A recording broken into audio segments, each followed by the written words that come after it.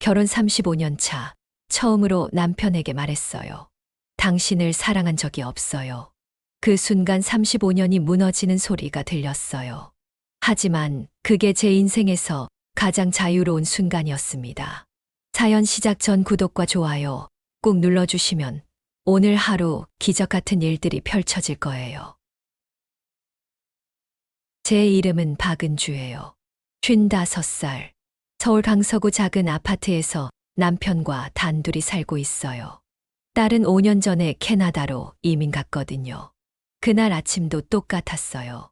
새벽 6시 30분에 눈 떠서 7시 정각에 된장찌개 끓이고 35년간 8,000번도 넘게 반복한 아침 루틴이었죠. 냉장고 문을 열었을 때 갑자기 숨이 막혔어요.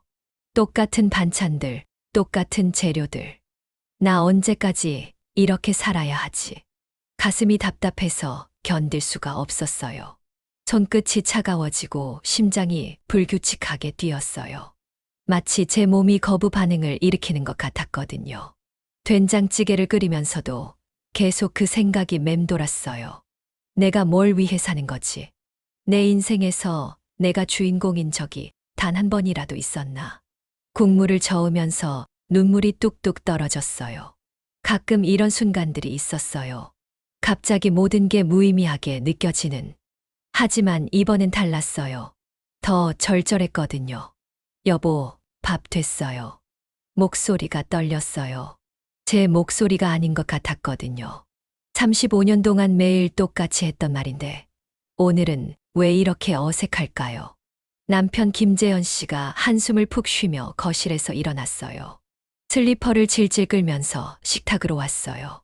항상 그렇게 왔어요. 마치 억지로 하는 것처럼. 또 된장찌개야.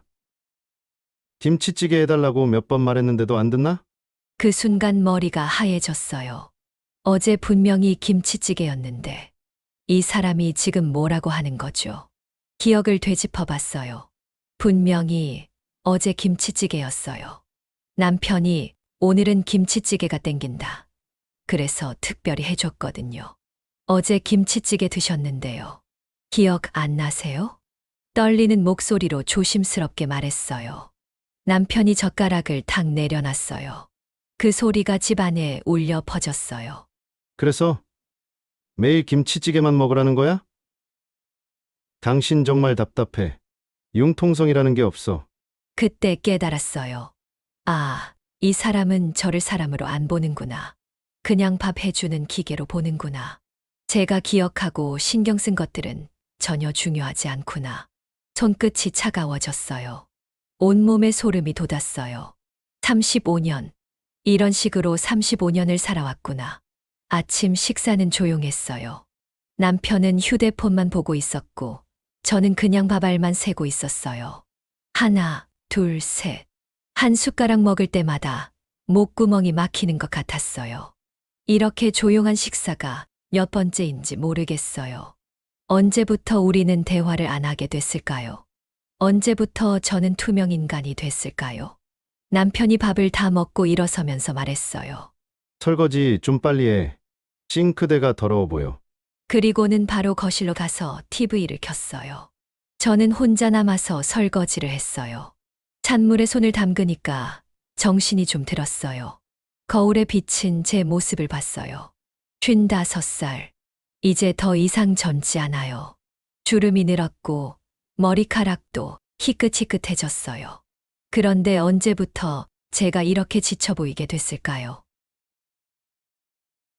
그날 오후 남편이 골프 치러 나간 사이 대청소를 하기로 했어요. 봄맞이 대청소라고 하면서 서재부터 시작했어요. 평소에는 절대 건드리지 않는 공간이었거든요. 남편이 내 물건 함부로 만지지 마. 그래서 늘 피해 다녔어요. 그런데 그날은 달랐어요. 왜인지 모르게 더 이상 그 사람 눈치를 보고 싶지 않았어요. 책장을 정리하다가 서랍을 열게 됐어요. 겉보기에는 정리가 잘 되어 있었어요. 그런데 맨 아래 서랍에서 봉투 하나가 나왔어요. 개인 서류 보관함이라고 라벨이 붙어 있었어요. 처음 보는 필체였어요. 손이 덜덜 떨렸어요. 어쩐지 안 좋은 예감이 들었거든요. 하지만 이미 손에 쥔 이상 열어봐야겠다는 생각이 들었어요. 봉투를 열었을 때 세상에 제가 모르는 통장이 7개나 있었어요. 모두 남편 명이었는데 저는 존재조차 몰랐어요. 35년 부부인데 이런 통장이 있었다고? 더 충격적인 건 잔액이었어요. 제가 알던 것보다 훨씬 적었어요. 아니, 적은 정도가 아니라 아예 마이너스였죠. 신용대출 5천만 원, 카드 연체 2천만 원, 마이너스 통장 한도까지 꽉 차 있었어요. 이게 뭐야? 이게 대체 뭐야? 소리가 저절로 나왔어요. 목이 쉬어버렸어요. 더 찾아보니 또 다른 충격들이 줄줄이. 호텔 영수증이 한 뭉치. 제가 가본 적 없는 곳들이었어요. 강남의 고급 호텔, 부산 리조트, 제주도 펜션. 날짜를 보니 제가 아픈 날, 친정 갔던 날들이었어요. 레스토랑 영수증도 가득했어요. 한 번에 30만 원, 50만 원씩. 저는 평생 그런 비싼 곳에서 밥 먹어본 적도 없는데 가슴이 쿵 내려앉았어요. 아, 바람 피우고 있구나. 그것도 돈 써가면서. 우리 집 돈으로. 손이 떨려서 서류를 제대로 잡을 수도 없었어요. 하지만 더 봐야겠다는 생각이 들었어요. 이미 여기까지 온 이상 더 찾아보니 진짜 충격적인 게 나왔어요. 조미영이라는 여자 이름으로 된 계좌, 이체 내역. 매달 300만 원씩. 지난 2년간 쭉. 계산해보니 총 7,200만 원. 우리 집 전세 보증금이었어요. 그때 현관문이 열리는 소리가 났어요.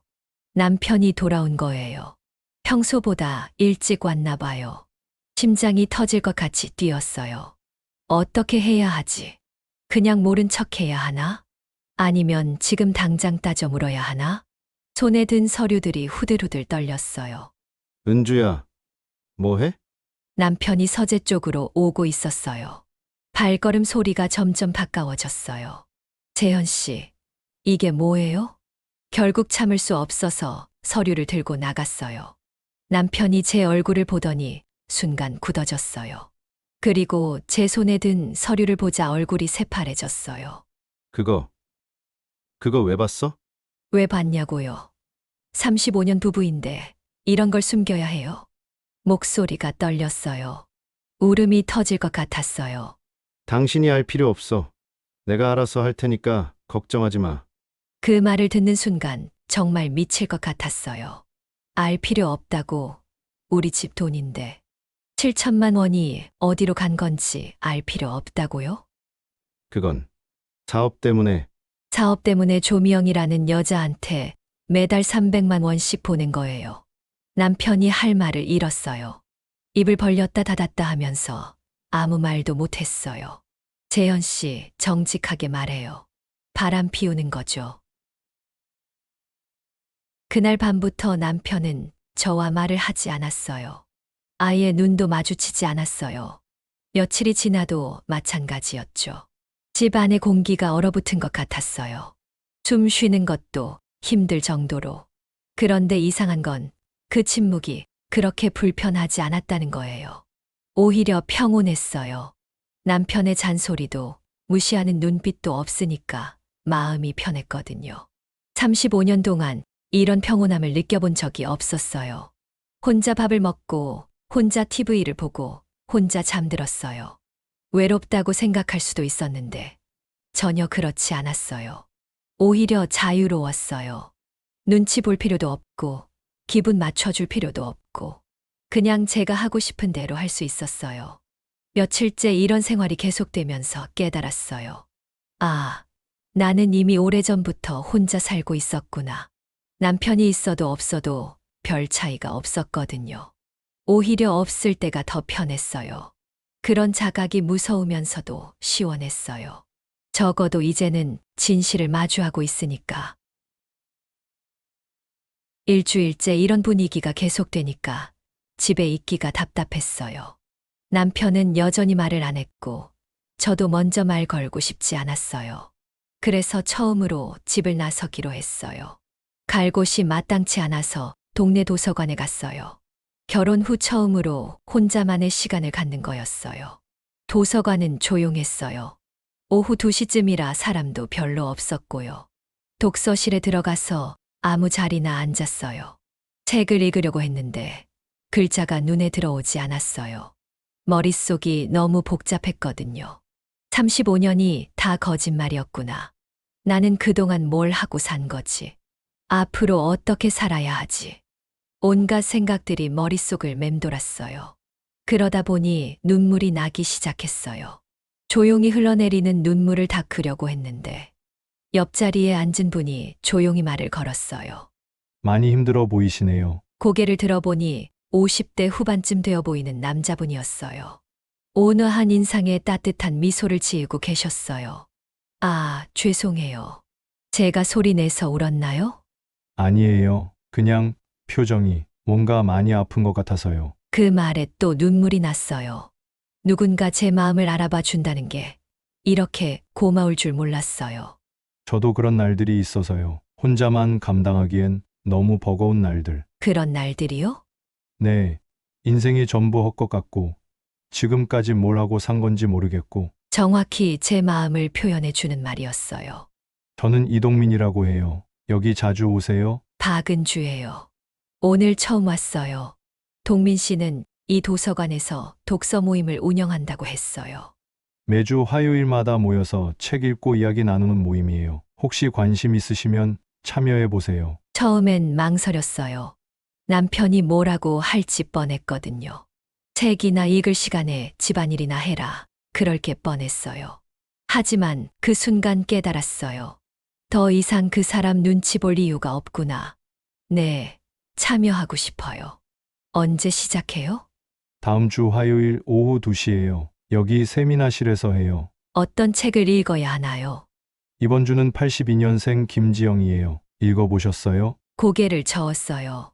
제목은 들어봤지만 읽어본 적은 없었어요. 괜찮아요. 미리 읽고 오시면 되거든요. 그리고 꼭 다 읽지 못하셔도 와서 이야기만 들어도 돼요. 동민 씨의 배려가 고마웠어요.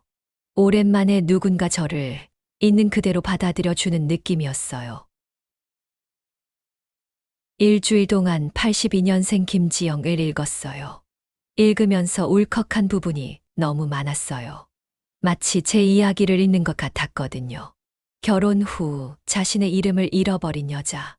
누군가의 엄마, 누군가의 아내로만 불리는 여자. 꿈도 희망도 다 포기하고 사는 여자. 그게 바로 저였어요.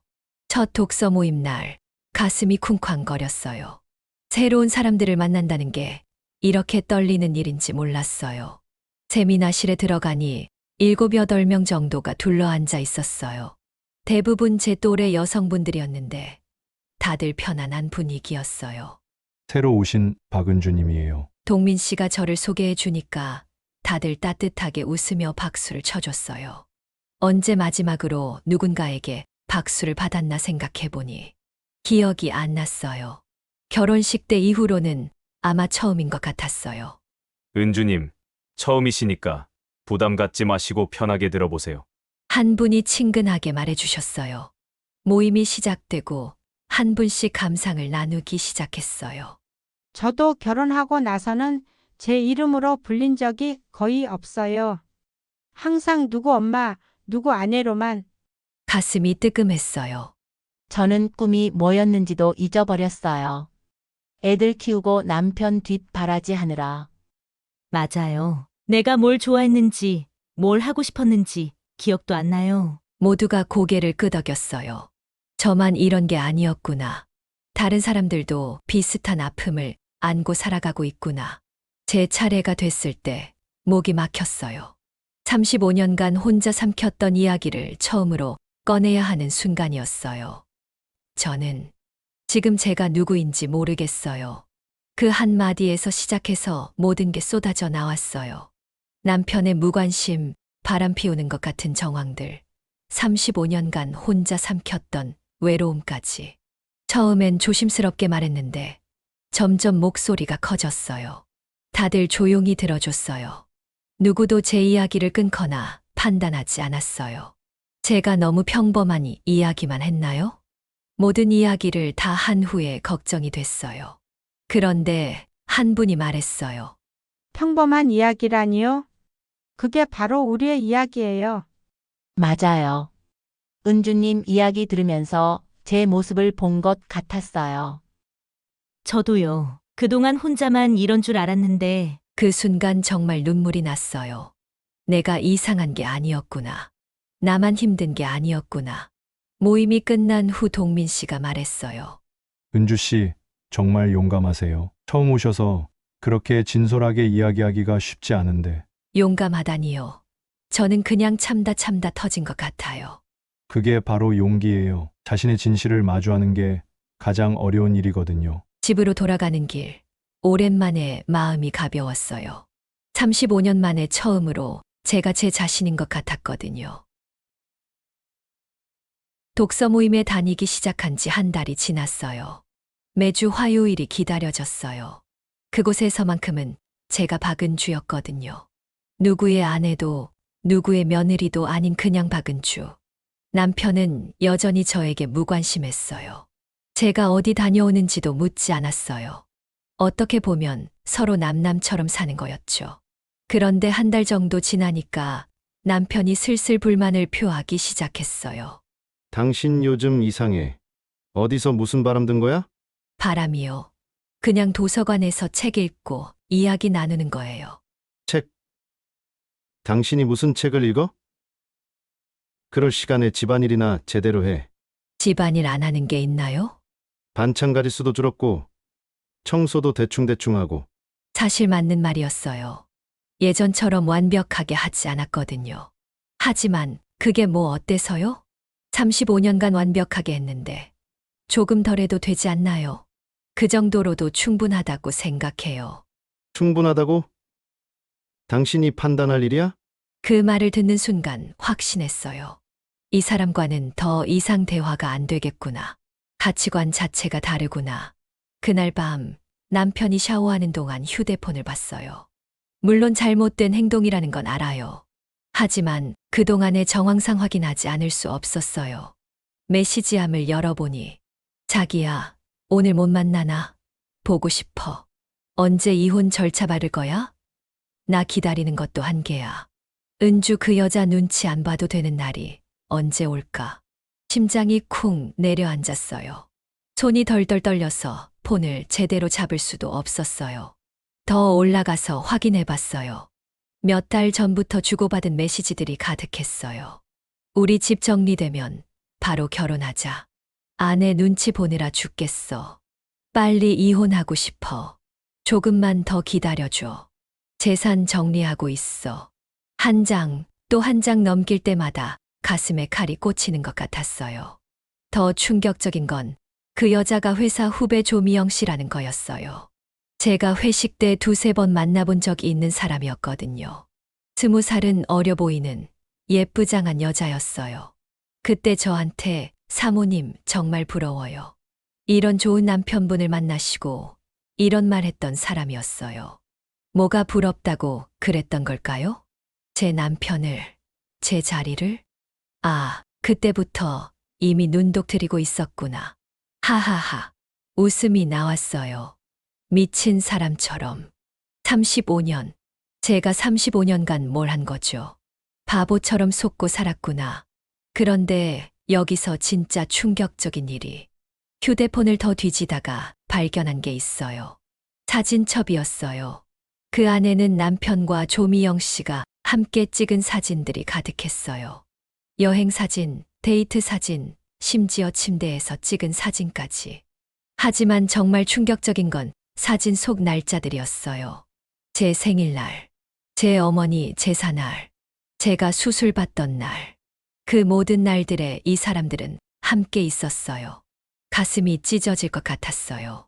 제가 혼자 생일 케이크 사서 혼자 불어야 했던 그날. 남편은 깜빡했다며 미안하다고 했었는데 사실은 다른 여자와 레스토랑에 있었던 거예요. 어머니 제사 준비한다고 밤새 일할 때 남편은 회사 일 때문에 못 도와줘서 미안하다고 했었는데 사실은 다른 여자 품에서 웃고 있었던 거예요. 수술받던 날도 마찬가지였어요. 중요한 계약 때문에 병원에 못 가겠다면서. 그날도 조미영 씨와 제주도에 있었더라고요. 소리를 질렀어요. 미친 사람처럼. 35년이 다 거짓말이었어요. 제가 이 사람을 위해 살았던 모든 순간들이 헛것이었어요. 그런데 여기서 더 끔찍한 진실이.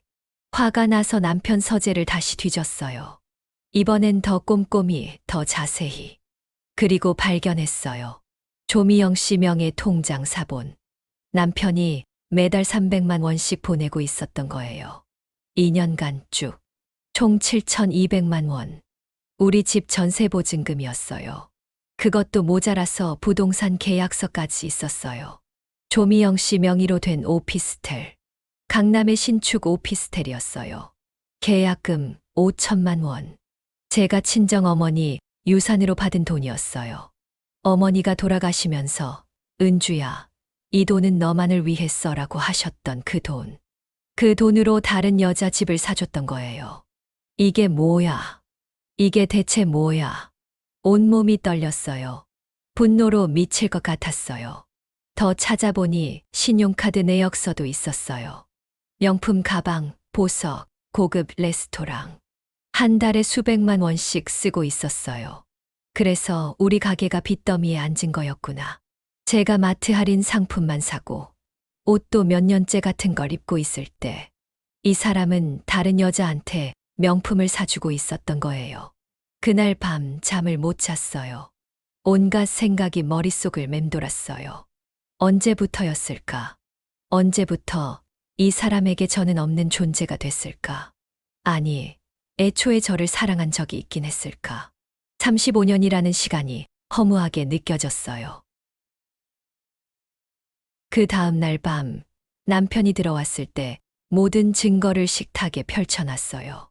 통장 사본, 부동산 계약서, 휴대폰 사진들, 카드 내역서. 차곡차곡 정리해서 놓았어요. 남편이 현관문을 열고 들어오는 소리가 들렸어요. 평소보다 발걸음이 가벼웠어요. 아마 조미영 씨와 좋은 시간을 보내고 온 거겠죠. 거실로 들어온 남편이 식탁을 보더니 얼굴이 새파래졌어요. 이게 뭐야? 이게 뭐냐고 물어보지 마세요. 다 아니까. 제 목소리는 의외로 차분했어요. 오히려 남편이 더 당황한 것 같았어요. 은주야, 이건 35년 동안 바보로 살았네요. 제가. 오해야. 정말 오해야. 오해요? 2년간 7천만 원 보낸 게 오해예요? 남편이 말문이 막혔어요. 제 어머니 유산으로 다른 여자 집 사준 것도 오해고요? 사업이 어려워서. 제 생일날 다른 여자랑 호텔 간 것도 사업이었나요? 남편이 주저앉았어요. 소파에 털썩 앉으면서 머리를 감쌌어요. 은주야, 미안해. 정말 미안해. 미안하다고요? 제가 웃었어요. 차가운 웃음이었어요. 35년간 속인 게 미안하다는 말로 끝날 일인가요? 다시 시작하자. 그 여자랑은 끝낼게. 끝낼게요. 이미 집까지 사준 사이를? 그건 내가 잘못 생각했어. 재현 씨. 제가 처음으로 남편을 정면으로 바라봤어요. 35년 결혼 생활에서 처음으로 이렇게 당당하게 바라본 것 같았어요. 이혼해요. 뭐, 이혼하자고요. 더 이상 못 참겠어요. 남편이 벌떡 일어났어요. 은주야. 진정해. 우리가 35년을 바로 그거예요. 35년이나 살았는데 지금까지 제가 누구인지 몰랐어요. 그게 무슨 이제라도 제 인생을 살고 싶어요. 제 이름으로. 남편이 무릎을 꿇었어요. 35년 결혼 생활에서 처음 보는 모습이었어요. 은주야. 미안해. 정말 미안해.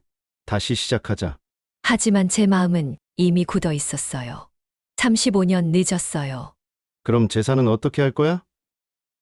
나 없으면 당신 혼자서 어떻게 살 거야? 그제서야 본색이 나오네요.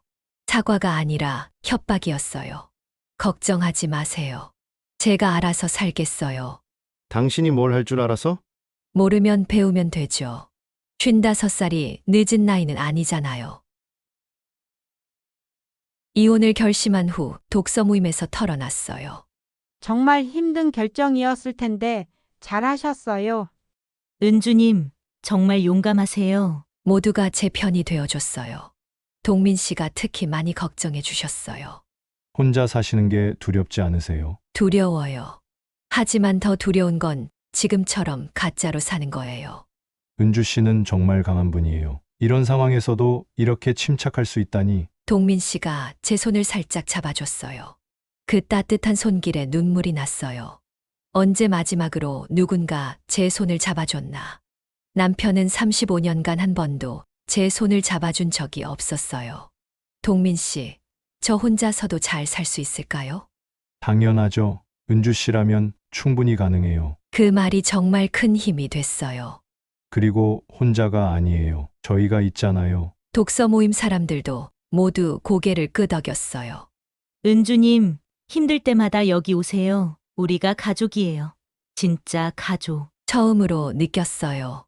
아, 이런 게 진짜 가족이구나. 피로 맺어진 관계가 아니라 마음으로 맺어진 관계. 서로를 이해하고 지지해주는 관계. 35년간 경험해보지 못했던 따뜻함이었어요. 이혼 절차를 밟는 동안 남편은 온갖 협박을 다 했어요. 당신 혼자서 뭘 할 줄 알아? 돈 없으면 길거리에 낳는다? 나이 들어서 다시 시작한다고? 웃기지 마. 하지만 그런 말들이 더 이상 무섭지 않았어요. 오히려 확신이 들었어요. 이 사람과는 정말 끝이구나.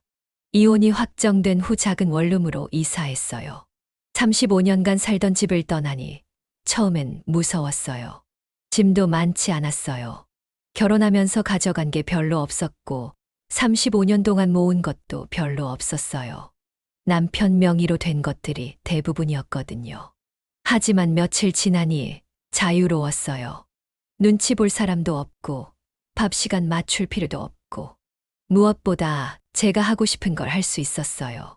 아침에 일어나서 커피 한 잔 마시며 책 읽는 시간. 이렇게 행복할 줄 몰랐어요.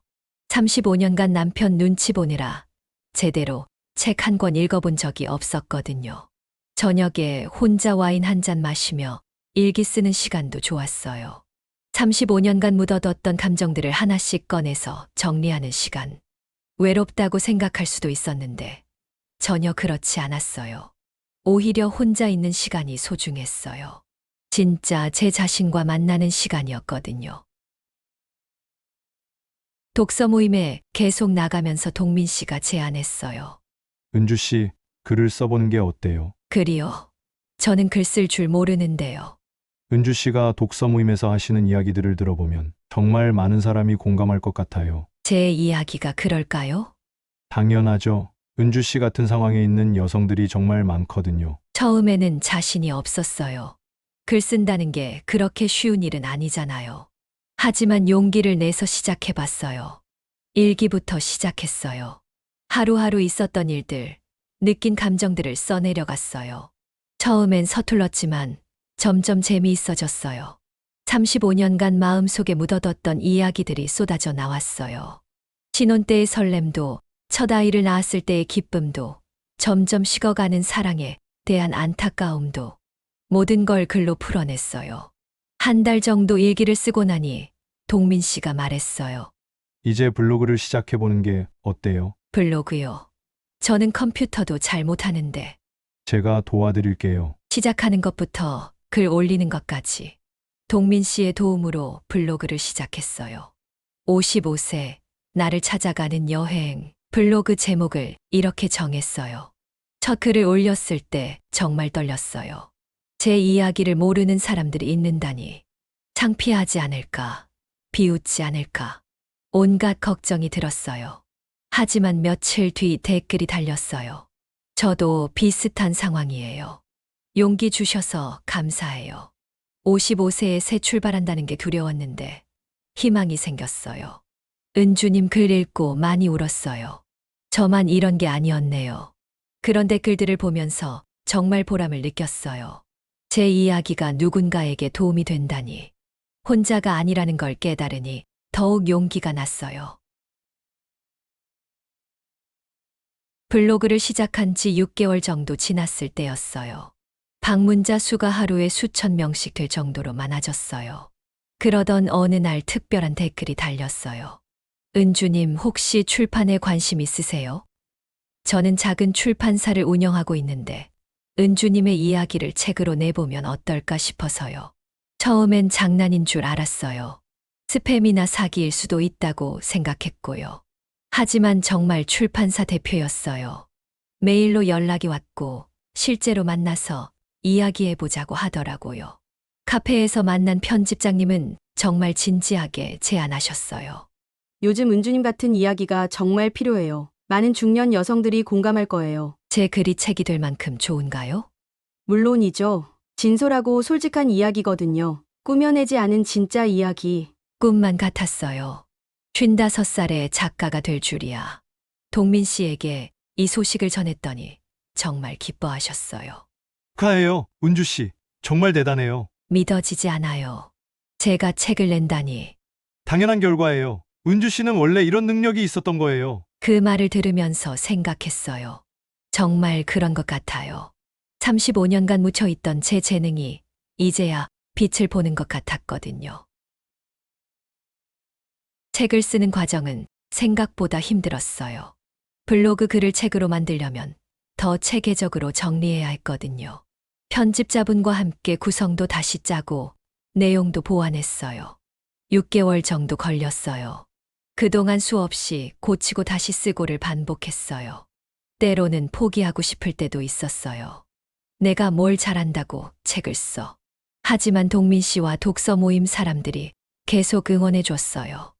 은주님 이야기를 기다리는 사람들이 많아요. 포기하지 마세요. 거의 다 왔어요.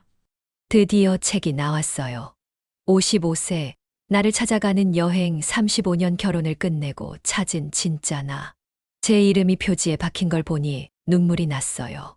박은주, 저자. 태어나서 이렇게 뿌듯한 적이 있었나 싶었어요. 55년 인생에서 처음으로 제 이름으로 뭔가를 해낸 거였어요. 출간 기념 북토크도 했어요. 독서 모임 사람들이 모두 와서 축하해 줬어요. 동민 씨도 사회를 봐주셨고요. 서점의 사람들이 30명 정도 왔어요. 생각보다 많은 분이 와서 놀랐어요. 55세에 새로운 인생을 시작한다는 게 쉽지 않았을 텐데 어떻게 용기를 내셨나요? 한 독자가 질문했어요. 용기라기보다는 절실함이었어요. 더 이상 제가 아닌 사람으로 살고 싶지 않았거든요. 후회는 없으세요? 전혀요. 오히려 왜 더 일찍 시작하지 않았나 후회해요. 앞으로 계획은 어떻게 되세요? 계속 글을 쓸 예정이에요. 그리고 저처럼 새 출발을 꿈꾸는 분들을 응원하고 싶어요. 북토크가 끝난 후 많은 분들이 다가와서 격려해 주셨어요.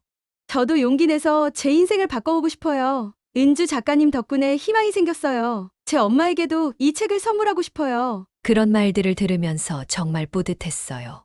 제 이야기가 누군가에게 용기가 된다니. 책이 나온 지 몇 달 후 우연히 전 남편 소식을 들었어요. 동네 사람을 통해서 들은 이야기였는데 조미영 씨와 결혼했다가 6개월 만에 이혼했다더라고요. 빚 때문에 싸우다가 헤어졌다고. 조미영 씨가 제2금융권에서 돈까지 빌려서 도망갔다더라고요. 그리고 또 다른 남자와 결혼했다는 소문도 있었어요. 처음엔 속이 시원했어요. 그래, 그런 여자였구나. 돈 때문에 접근한 거였구나. 하지만 곧 그냥 불쌍하다는 생각이 들었어요. 저에게는 이미 과거의 사람이었거든요. 원망도 미움도 없었어요. 오히려 고마웠어요. 그 사람 덕분에 진짜 자유를 찾았으니까요. 지금 전 남편은 혼자 지하 원룸에서 살고 있대요. 빚쟁이들 피해 다니면서 술만 마시고 하루 종일 누워 있다고 하더라고요. 한때는 35년을 함께한 사람인데 인생 참 무상하죠. 선택의 결과는 결국 자신이 책임져야 하는 거구나 싶었어요. 동민 씨와는 계속 좋은 관계를 유지했어요. 책 출간 과정에서도 많은 도움을 주셨고요. 어느 날 동민 씨가 조심스럽게 말했어요. 은주 씨, 혹시 저와 더 가까운 사이가 되는 건 어떨까요? 순간 가슴이 두근거렸어요. 하지만 동시에 두려웠어요. 35년간 실패한 결혼 때문에 새로운 사랑이 무서웠거든요. 저는 아직 준비가 안 된 것 같아요. 괜찮아요. 급하지 않으니까 천천히 생각해 보세요. 그 배려심이 더욱 고마웠어요. 35년간 배려라는 걸 받아본 적이 없었거든요. 몇 주 후 동민 씨가 제안했어요. 혹시 제주도 여행 가는 게 어때요? 2박 3일 정도로? 물론 따로 방 쓰고요. 망설였어요. 여전히 새로운 관계에 대한 두려움이 있었거든요. 하지만 동민 씨의 진심을 알고 있었기 때문에 용기를 냈어요. 좋아요. 가봐요. 제주도에서 보낸 시간은 정말 행복했어요. 바다를 보면서 걷고 맛있는 음식도 먹고 이런저런 이야기도 나누고 무엇보다 편안했어요. 눈치 볼 필요도 없고 억지로 맞춰줄 필요도 없고 그냥 제가 제 자신으로 있어도 되는 관계였어요. 마지막 날 밤 해변을 거닐면서 동민 씨가 말했어요. 은주 씨, 저는 은주 씨와 함께 있을 때가 가장 행복해요. 저도요, 동민 씨. 그럼 우리 이제 정식으로 사귀는 걸로 할까요? 네, 좋아요. 55세에 새로운 사랑을 시작한다는 게 신기했어요. 하지만 이상하지 않았어요. 사랑에는 나이가 없으니까요. 이혼한 지 1년이 지났어요. 지금 제 삶을 한마디로 표현하면 자유예요. 아침에 눈 떠서 밤에 잠들 때까지 모든 시간이 제 것이에요. 하고 싶은 걸 하고 만나고 싶은 사람을 만나고 가고 싶은 곳에 가요. 누구 눈치도 보지 않고요. 지금 제 하루는 이렇게 시작돼요. 아침 7시에 일어나서 커피 마시며 책 읽기. 이렇게 행복한 아침이 있을 줄 몰랐어요. 35년간 남편 아침밥 차리느라 제대로 된 아침을 먹어본 적이 없었거든요. 9시부터 글쓰기. 2번째 책을 준비하고 있어요. 이번에는 저와 비슷한 상황에 있는 다른 분들의 이야기도 함께 담을 예정이에요. 오후에는 강연 준비를 하거나 독서 모임에 참여해요. 저녁에는 동민 씨와 산책을 하거나 영화를 봐요. 단순하지만 행복한 하루예요. 무엇보다 제가 하고 싶어서 하는 일들로 채워져 있어서 좋아요. 책은 생각보다 많이 팔렸어요. 2쇄, 3쇄까지 찍었거든요. 전국에서 강연 요청도 계속 들어와요. 여성단체, 도서관, 문화센터에서 강연을 해달라고 하더라고요. 처음엔 떨렸어요. 많은 사람 앞에서 이야기하는 게 익숙하지 않았거든요. 하지만 해보니까 정말 보람 있었어요. 제 이야기에 공감하며 우는 분들, 박수 쳐주시는 분들을 보면서 보람을 느꼈어요. 첫 강연은 종로구 여성회관에서 했어요. 50명 정도 오셨는데 생각보다 많은 분이 와서 놀랐어요. 55세, 새로운 시작을 꿈꾸다라는 제목으로 제 이야기를 들려드렸어요. 처음엔 떨렸지만 이야기를 시작하니까 자연스러워졌어요. 제가 겪은 일들, 느낀 감정들을 솔직하게 털어놨어요. 강연이 끝난 후 많은 분들이 다가와서 상담을 요청하셨어요. 저도 이혼을 생각하고 있는데 어떻게 시작해야 할까요? 아이들 때문에 망설여져요. 괜찮을까요? 경제적으로 독립할 자신이 없어요. 나이가 너무 많은 것 같아서 두려워요. 그런 분들께 제가 해줄 수 있는 조언은 이거였어요. 두려워하지 마세요. 시작하면 길이 보여요. 완벽할 필요 없어요. 한 걸음씩 나아가면 돼요. 나이는 핑계가 될 수 없어요. 지금이 가장 젊은 때예요. 강연을 할 때마다 저도 많이 배웠어요. 다른 분들의 이야기를 들으면서 제가 얼마나 용감했는지 깨달았거든요. 그리고 저만 혼자가 아니라는 것도. 정말 많은 여성들이 비슷한 고민을 안고 살아가고 있었어요. 동민 씨와는 천천히 조심스럽게 관계를 발전시켜 나갔어요. 급하지 않게 서로를 충분히 알아가면서 35년간 실패한 결혼 때문에 조심스러웠지만 동민 씨는 충분히 기다려 주셨어요. 6개월 정도 사귀고 나서 동민 씨가 제안했어요. 같이 살아보는 게 어때요? 각자 방은 따로 쓰고요. 아직은 조금 빠른 것 같아요. 괜찮아요. 은주 씨가 편할 때까지 기다릴게요. 그런 배려가 또 고마웠어요. 억지로 끌고 가지 않고 제 속도에 맞춰주는 게. 그래서 더 동민 씨를 신뢰하게 됐어요. 1년 정도 사귀고 나서야 같이 살기 시작했어요. 각자 방은 따로 쓰면서 거실과 부엌은 함께 사용하는 형태로 정말 편안했어요. 서로 간섭하지 않으면서도 함께 있는 따뜻함을 느낄 수 있었어요. 35년간 경험해보지 못했던 건강한 관계였어요. 동민 씨는 제가 글 쓰는 시간을 존중해 주셨고, 저도 동민 씨의 독서 시간을 방해하지 않았어요. 서로의 개성을 존중하면서 함께하는 관계. 이런 게 진짜 사랑이구나 싶었어요. 캐나다에 있던 딸도 제 변화를 응원해 줬어요. 처음엔 걱정했거든요. 엄마, 괜찮아. 혼자서 잘 살 수 있어? 아빠랑 정말 이혼하는 거야? 화상통화로 이야기하면서 제 상황을 자세히 설명해 줬어요. 딸이 처음엔 충격받았지만 점점 이해해 주더라고요. 엄마가 그런 일을 겪었다니 몰랐어요. 왜 진작 말하지 않았어요? 너희에게 부담 주고 싶지 않았어. 엄마도 엄마 인생이 있는 건데. 어느 날은 딸이 제 책을 읽고 나서 울면서 전화했어요. 엄마, 정말 많이 힘드셨구나. 미안해요. 미안할 게 뭐가 있어. 엄마는 괜찮아. 나도 엄마처럼 강한 여자가 되고 싶어요. 너는 이미 충분히 강해. 혼자 외국에서 잘 살고 있잖아. 이제는 오히려 딸이 제게 조언을 구해요. 엄마, 나도 엄마처럼 용기 있는 사람이 되고 싶어. 엄마 보니까 나도 뭔가 새로운 걸 시작하고 싶어져. 딸에게 좋은 모습을 보여줄 수 있어서 기뻐요. 결혼이 전부가 아니라는 것. 여자도 혼자서 충분히 행복할 수 있다는 것을 보여주고 싶었거든요. 내년에는 딸이 한국에 와서 제 강연을 들을 예정이에요. 정말 기대돼요. 요즘은 새로운 프로젝트를 준비하고 있어요. 제2의 인생을 살고 있는 중년 여성들의 이야기를 모아서 책으로 내려고요. 제 이야기만이 아니라 다른 분들의 이야기도 들려주고 싶거든요. 지금까지 10명 정도의 인터뷰를 마쳤어요. 60세에 카페를 창업한 분, 65세에 대학원에 진학한 분, 58세에 이혼하고 홀로 세계 여행을 떠난 분. 모두 정말 멋진 분들이에요. 나이는 숫자에 불과하다는 걸 보여주는 분들. 이런 이야기들을 많은 사람들과 나누고 싶어요. 동민 씨도 도와주시기로 했어요. 은주 씨가 하는 일이면 뭐든 도와드릴게요. 그런 말을 들으면 마음이 따뜻해져요. 35년간 누군가의 지지를 받아본 적이 없었는데 이렇게 든든한 동반자가 생겼으니까요. 만약 35년 전에 제게 편지를 쓸 수 있다면 이렇게 말해주고 싶어요. 은주야, 너무 참지 마. 내가 원하는 걸 당당하게 말해. 내 의견을 표현하는 게 이기적인 게 아니야. 그리고 언제든 새로 시작할 수 있어.